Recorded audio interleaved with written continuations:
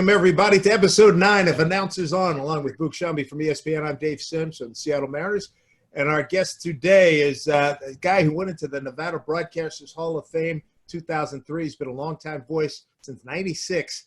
The Oakland Athletics, our good buddy Ken Korach. Kenny, what's happening, pal? How are you? What's up, you guys? It's great to be with you. Good to have you with us. Let's start off with MLB, the Players Association, having conversations this week. Your thoughts on what you've seen and heard maybe to this point? Well, I think it's heartening, and I think that we all agree that from a symbolic and a real sense, getting baseball back would be a great thing.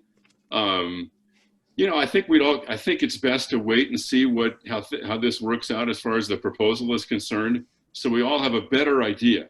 We're hopeful, I think optimistic, that both sides will reach an agreement, which would be great. And then I think we kind of have to figure out, not that it's about us, right, but how it pertains to us, because I'm not sure that we're all certain the way this is going to work out for the broadcasters. So we'll see how things play out, and hopefully that'll happen quickly. The other thing is that July 1st is literally 7 weeks from today. So we don't know how things are going to transpire. Hopefully things will get a whole lot better in the country between now and then. And if you I guess, look back 7 weeks ago, that was March 25th. So a lot has happened between then and now. So we'll wait and see, but I think we're all hopeful that there'll be a really good outcome. Yeah, the thing that's interesting is that of late the focus has been on the economics for both sides, and yet we've kind of moved away from, okay, what are the parameters of this thing look like health-wise for, people who are at risk? Because, okay, you have young people that play the game, but there are certainly staff people, team doctors, broadcasters, people who fall into the category of, what are we going to do here? Well, they're a bunch of old guys like me, right? There are a lot of folks that are in that 65 and over category. And so, Boog, what you're getting at is that safety has to be first. And I think that would be the case throughout the entire country as far as people going back to work or going to restaurants and whatever. We're all going to be a lot more confident if we feel safe. So that's the primary thing. For certain, that's the most important thing. How have you spent your time? Well, like everybody, I think the biggest quest is to try to get to 4 o'clock. But if you can get to 4 o'clock, then you can have like a glass of wine, or I'm spending much too much time in the kitchen. We all have more time on our hands than we're used to. Have a little dinner, and then I think there's a little sense of normalcy there. But I think it's also you try to make the best of the situation. So it's opened up some avenues. There's some wonderful programs online, some great stuff that we've been exposed to. My wife and I have been pretty much sheltering at home since the 16th of March. And we're fortunate, though, and our heart goes out, I'm sure you guys agree, to so many people. You think of single moms who are struggling maybe at home with 3 or 4 kids in an apartment, or the folks who are struggling with their health. So we don't have a whole lot to complain about. Let's go big picture for a second. Talk to me a little bit about your time with the Oakland A's. You've gotten a chance to watch a team over stretches play really good baseball. You've seen some really talented teams. It's been frustrating, to be sure, in the postseason. What's the best team that you've watched since you started with Oakland in the late 90s? It's a great question, Boog. First of all, I've been really fortunate, and I think any broadcaster will say this. It's a lot easier, I think, to have success when your club has been good. Nobody ever says, hey, great broadcast after a loss. So the A's have been in the postseason 10 times in the last 20 years, and I really feel fortunate to have been part of that. I've always said this. I think the 01 team was the best club. Now, Derek Jeter messed all that up, and A's fans don't want to revisit that. But that was and you think of an organization even the Yankees, the greatest, the teams with the greatest success don't have 6 guys come up through their system, like the big 3, like Hudson, Mulder, Zito, and then have Sciambi, Tejada, and Eric Chavez, and have those guys almost kind of come up at the same time. So I've always felt it was a little bit of a shame that that club didn't have a chance to advance further, or maybe even win a World Series. They went to the postseason 4 years in a row, as you guys know, but to kind of validate how good they were. But, they won the first 2 games in New York of the division series, with the backdrop, of course, the poignancy of 9/11 having happened just a month prior to that. So they won the first 2 games there, and then they lost the next 3. But I always thought that was the best club. Tell you what, it's a heck of a run. The 2001, 2002 clubs, my God, they combined for 205 wins. I mean, that's some really good baseball. Hey, bring us up to more recent times here. You guys have made the playoffs the last 2 years as a wild card, and a lot of time. And part of me is saying, how do you do it? How's it getting done? I mean, we've all read or seen Moneyball, and it's not like it's a big ticket payroll, but you guys, that's a good ball club. They're really tired of the wild card game. I'll bet. Let's get rid of that, win the division, because even you go back to 14, right, when they had the lead 7-3 late in the game with John Lester on the mound, then they have to go to New York and play the wild card game in 18, then they host the game last year, and that's really a tough deal. There's something about it that I find attractive, the one game and you're done. I mean, the intensity on that one game. But, to answer your question, like I said, they've been really good for a long time. So I think, first of all, there's a culture of winning there. They do a very good job with their acquisitions of players. They're creative. All that's been, and, their philosophy has been documented in the book and Moneyball and also in the movie. But Bob Melvin does a great job managing this club. And I think if you look at one thing, they're really grinders. They grind every at bat. They get deep into counts, and maybe that doesn't show up a whole lot in the first part of the season. But then I think, guys, that over the course of 162 games, there's kind of a cumulative effect of that grinding aspect of the way they play, and it seems to pay off when they get to the end of the season. You mentioned Moneyball, and obviously it went on to get a lot of attention, Michael Lewis's book, and then the movie. But the one part of that movie, I think that a lot of people that, if they're not familiar with it, wouldn't realize the 20-game win streak that happened. And the way it happened in that last game actually happened with them coughing up that lead. What do you remember from the 20-game win streak? Because it's every time I watch that movie, that stretch of rewatching that part of it, it's like, man, they won that many games in a row. And then you could just, to me, when I watch and Hatteberg hits the homer, it's pretty amazing. Plus, they had an 11-0 lead in that game with Tim Hudson on the mound, and they blow the lead, and now it's a tie game in the 9th inning, and Hatteberg comes off the bench, and parenthetically, it gave Bill King a chance to deliver the punctuation to his incredible career, I think, because he just nailed the call, and I'm still looking back on that, thrilled that Bill had the chance to do that. I'm still getting residual checks from Sony Pictures, by the way.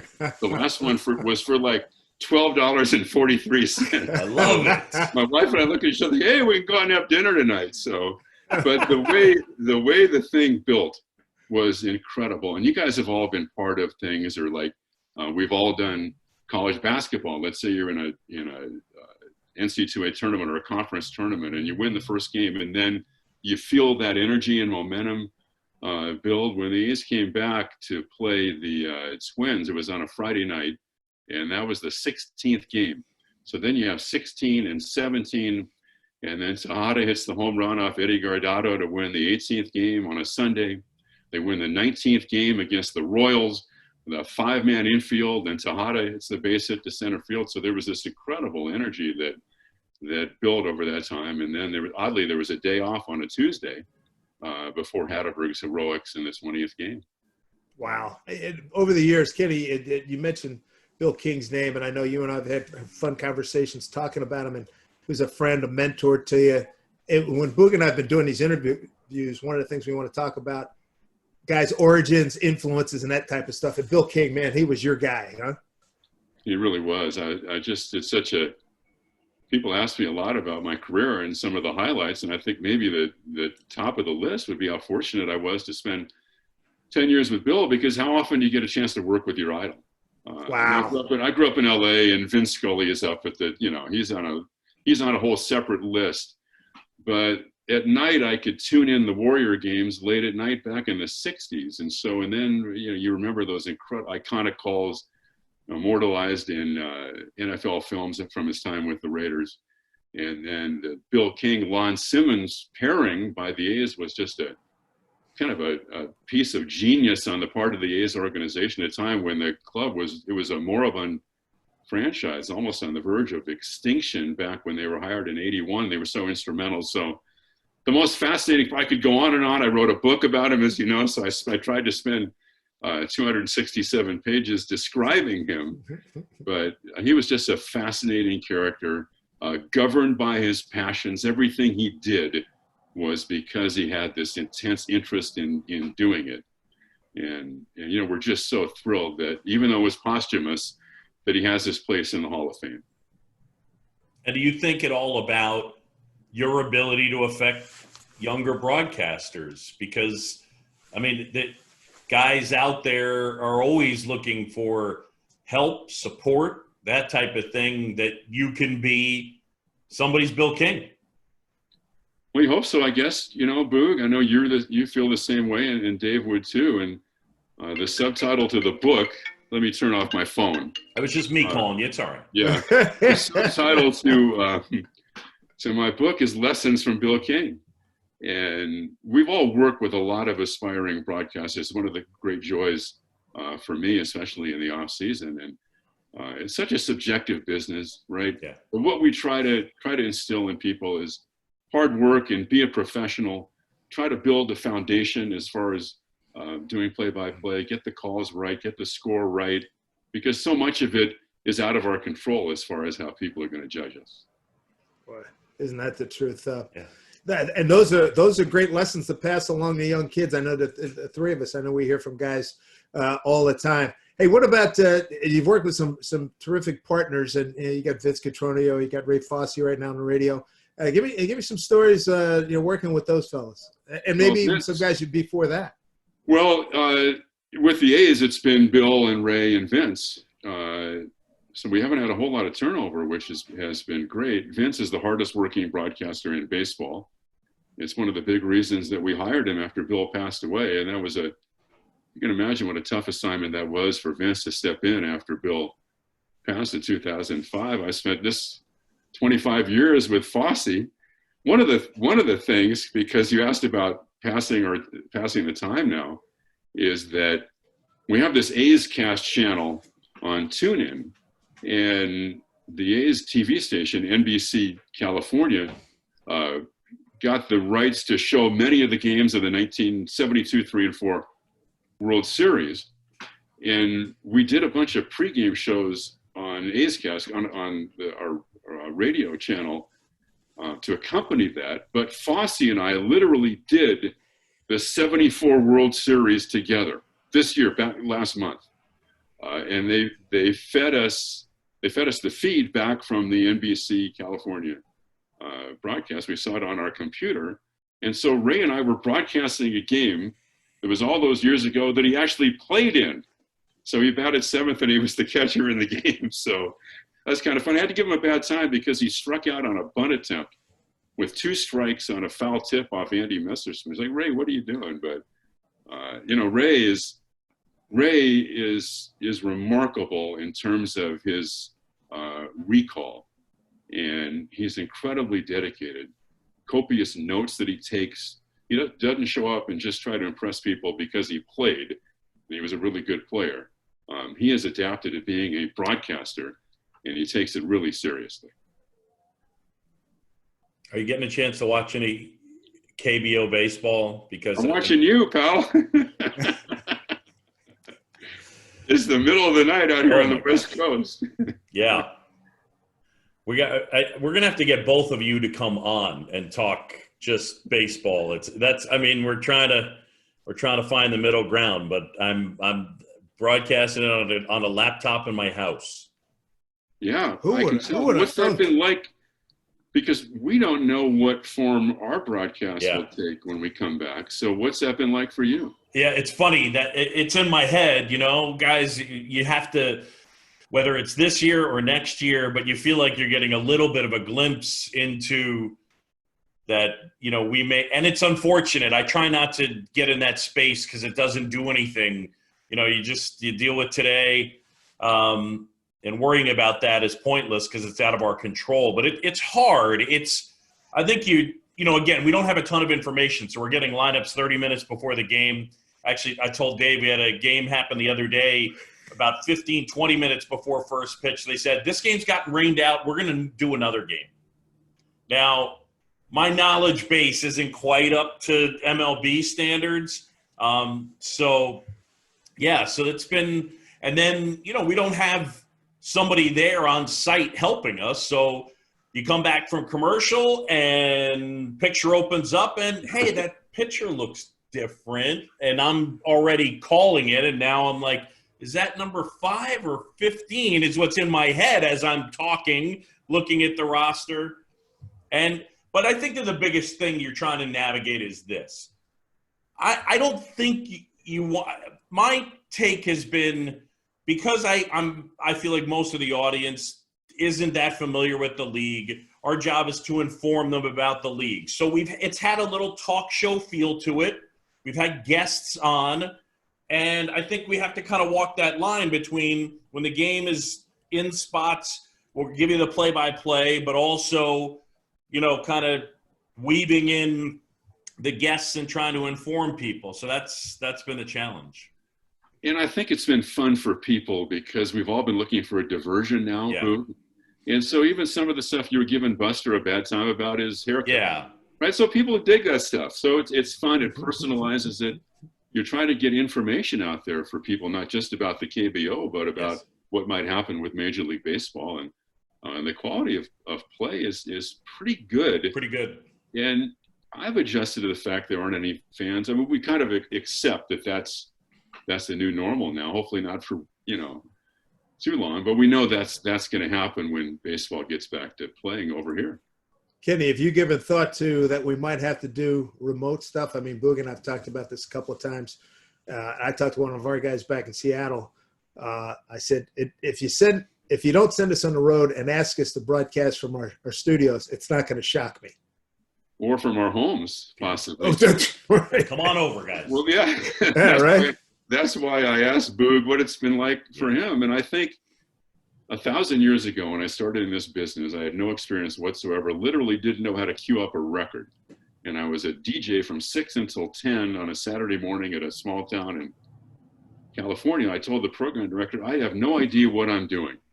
And he said, we have a very understanding audience.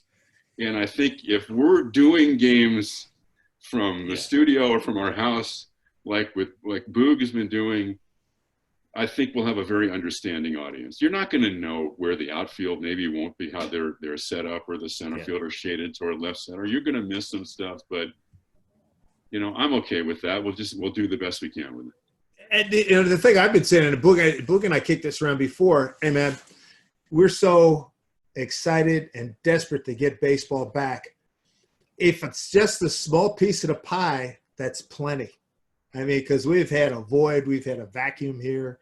And, I said, if they want to do some kind of tournament, NCAA like brackets tournament, I'm good with that, Right. That's right. And I think fans would welcome that. I also believe, and we're getting way ahead of ourselves, and people have said, if we play 82 games, will there be an asterisk? I think that will be implied anyway.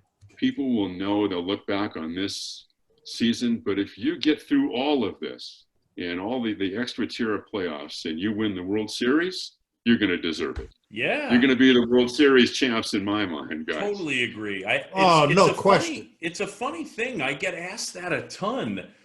And I don't know what the limit is, but look, the point I make, I don't think we need an asterisk. As you said, Ken, we'll never talk about the 2020 season and not remember what took place. It's the same thing as the Astros won in 2017, ... The next thing out of your mouth. Barry Bonds hit the most homers. That's what happened. It's what happened. And then you can insert your comment or question or whatever it is. Right. But the team that wins this year gets the trophy. I have no problem with that. I don't understand an asterisk. I don't even know why people even bring that up. There'll always be the historical context. Right. Everybody's going to know that anyway. Yeah. So if it happens, if we can get through it all safely, that's the most important thing. Yep. And fans enjoy it, then, the fact it's 82 games or whatever it winds up to be will be immaterial. Right? That's not going to be I agree with you. Before we go, Kenny, any particular – I know circumstances have changed dramatically with the ball club, with all of our ball clubs, but is there any one guy or one thing that you're looking forward to with your ball club once they do get back on the field? Well, they should be really good, right? And they're anchored at the corners by the two Matts, by Chapman and Olsen, and they're exceptional. They just have players who are impact players. You don't win in this game unless you have players who make an impact, and they have Laureano in center field. You can go Marcus Semien had an unbelievable year, and I could go – I'm going to leave out some people. But if they have success and if they were to get to the postseason, then you've got to have great starting pitching. You're not going to advance unless you have guys who can dominate. And they have some guys potentially who can do that, like Jesus Luzardo and A.J. Puck. Frankie Montas, who was suspended last year, Sean Manaea coming back healthy, Mike Fiers, who's thrown 2 no-hitters. So I think they have the pitching, and if those young guys can come in and dominate, then you might really have a chance to advance. So we'll see how it goes. It'll be very interesting. Very interesting. Kenny, really appreciate the time, my man, and all the best. Look forward to seeing you in person. Yeah. And then hopefully that'll be sooner and not later. Yeah, you guys had a great time, and it's important you guys are doing this stuff because it's really cool for people to have a chance to have that diversion, that chance to get away a little bit. And it's also selfish. It's us getting a chance to see each other. You know what I mean? You're right. Honest to God. That is right on, Boog. Hey, Boog. Hey, make sure you get your sleep, pal, for your KBO work this week. All right. Ken Korach, thanks so much for joining us. For Boog Sciambi, I'm Dave Sims. See you next time here on Announcers On.